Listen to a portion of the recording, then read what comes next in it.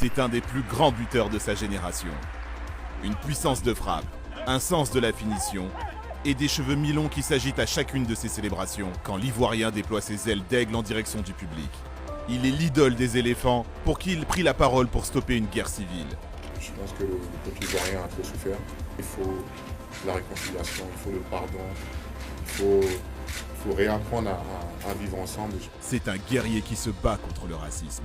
I think the best answer, the best way to fight is to show that you are smarter, is to show that you are better, it's to show that everything you do, you succeed, you're successful, and they are stupid. I think that's it. Retour sur la carrière de l'immense Didier Drogba. Abonne-toi à notre chaîne pour retrouver les plus belles histoires du foot en vidéo. Didier Yves Drogba naît à Abidjan le 11 mars 1978. Il vit dans le quartier de Yopougon-Sikoji jusqu'à ses 5 ans, avant d'être envoyé en France où il rejoint son oncle Michel Goba. Le tonton est footballeur et joue alors comme attaquant au Stade Brestois en Ligue 2. Pendant plusieurs années, Didier suit son oncle qui sillonne la France pour des piges à Angoulême ou à Dunkerque. C'est là que le jeune Drogba signe sa première licence comme arrière-droit. Il bougera à Tourcoing, Abbeville, Vannes, avant de finalement retrouver sa famille qui le rejoint en France, dans un appartement débâconné à Antony en 1993. Privé de football pendant 1 an à cause d'un redoublement, Didier a le droit de reprendre son sport préféré au Levallois Sporting Club. À l'époque, c'est Srebrenko Repšić qui entraîne les jeunes. Le Yougoslave, ex-partenaire de Safet Sušić à Sarajevo, voit vite le potentiel du garçon qui inscrit 30 buts avec les moins de 17 ans. Parfois surclassé en équipe première, Drogba décide finalement d'intégrer un centre de formation, Le Mans. Barré par Daniel Cousin, Drogba doit se contenter de quelques fins de match. Le Mans a besoin d'argent et vend le jeune Dédé à Guingamp pour 100 000 €. Pour sa première saison, il inscrit 3 buts en 11 rencontres pour aider le club à se maintenir. Et en 2003, la Ligue 1 découvre l'ascension d'un futur roi. Pas encore au point physiquement, Didier se blesse en début de saison et doit enchaîner les kilomètres de jogging sur l'île de Bréa. Il en bave, mais le travail paye. Sur les 4 derniers mois de la saison, Drogba est tonitruant. Il plante 17 buts, impressionne par sa puissance physique. Épaulé par des joueurs comme Florent Malouda, Dédé et l'EAG termine à 3 points de la Ligue des Champions. L'année suivante, l'Aigle se pose sur la Canebière et devient en quelques mois la nouvelle idole de la cité phocéenne.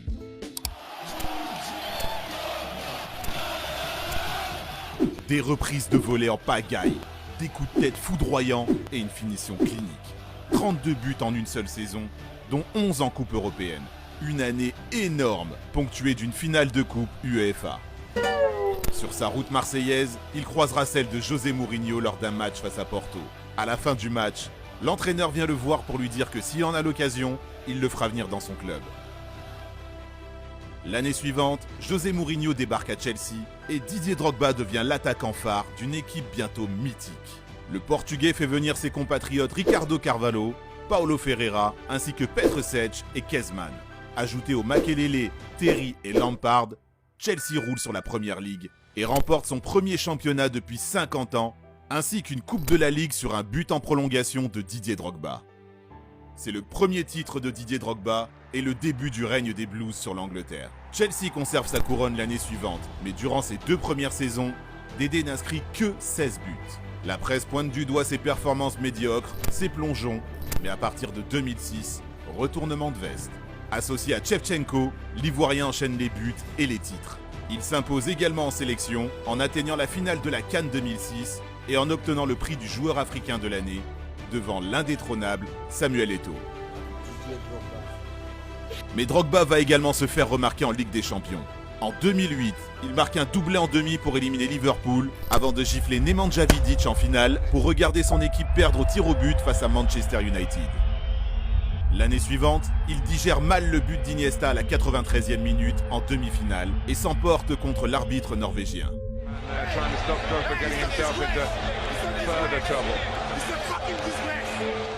Toujours pas de coupe aux grandes oreilles pour Drogba, mais l'éléphant continue de marcher sur la Première Ligue. Un 3e titre en 2010, avec une saison à 44 buts, un titre de meilleur buteur et une qualification pour la Coupe du Monde en Afrique du Sud. Il deviendra face au Brésil le premier joueur ivoirien à marquer en phase finale de Coupe du Monde.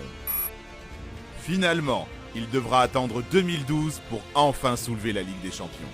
Face au Bayern Munich, il inscrit le but de l'égalisation à la 88e minute, puis le pénalty de la victoire. Une belle manière de dire au revoir à ses supporters, à qui il aura offert 157 buts en 341 matchs. Il quitte Londres la saison suivante, direction Shanghai. La fin de carrière est plus exotique. Quelques mois en Chine, mais le Shanghai FC connaît des problèmes administratifs et Didier file à Galatasaray. Une saison, histoire de se faire accueillir par une foule en délire, de remporter la Super League et de voir ce que ça fait de marquer durant un derby stambouliote en Super Coupe de Turquie. En 2014, il revient pour un baroud d'honneur à Chelsea, le temps de ramasser un 4e titre de champion d'Angleterre.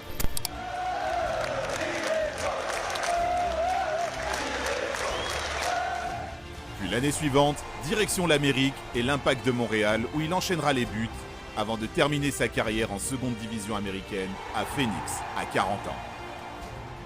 Un dernier éclair de la foudre Drogba qui aura électrisé les supporters aux 4 coins du globe. Par ses buts, mais surtout par son charisme. Drogba dégageait une aura. Au point d'avoir un téléthon à son nom lorsque les supporters de Marseille se cotisaient pour le ramener sur le Vieux-Port. Le Drogbaton. Au point d'être élu meilleur joueur de l'histoire de Chelsea. Au point d'incarner la Côte d'Ivoire sur le terrain et en dehors. Quand son pays traverse une crise politico-militaire au milieu des années 2000, il milite pour la réconciliation. Après les violences qui suivent l'élection d'Alassane Ouattara en 2011, le meilleur buteur de la sélection participe à la commission de vérité et réconciliation. Je pense que la meilleure réponse que donner au peuple ivoirien aujourd'hui, c'est ça, c'est cette implication dans cette commission. Parce qu'aujourd'hui, je pense que le peuple ivoirien a trop souffert. Je pense qu'aujourd'hui, on est obligé de repartir sur de nouvelles bases.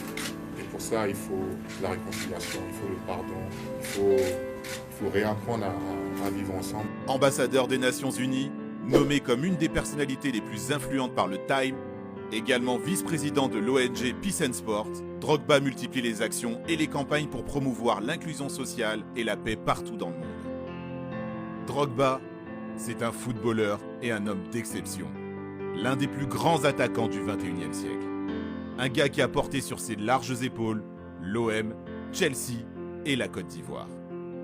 Un éléphant qui a trompé énormément de gardiens, encorné les plus beaux trophées et qui a toujours fait face à ses responsabilités. Pour tout ce que tu as fait, merci Didier. Tu resteras à jamais une légende et l'un des plus grands joueurs africains de l'histoire, si ce n'est le plus grand. Merci d'avoir regardé la vidéo. Dis-nous en commentaire si selon toi, Didier Drogba est le meilleur joueur africain de l'histoire, s'il te plaît. Et maintenant, sur quelle autre légende du ballon rond veux-tu que l'on fasse une vidéo? N'oublie pas de liker et partager autour de toi. À très vite. Ciao, ciao.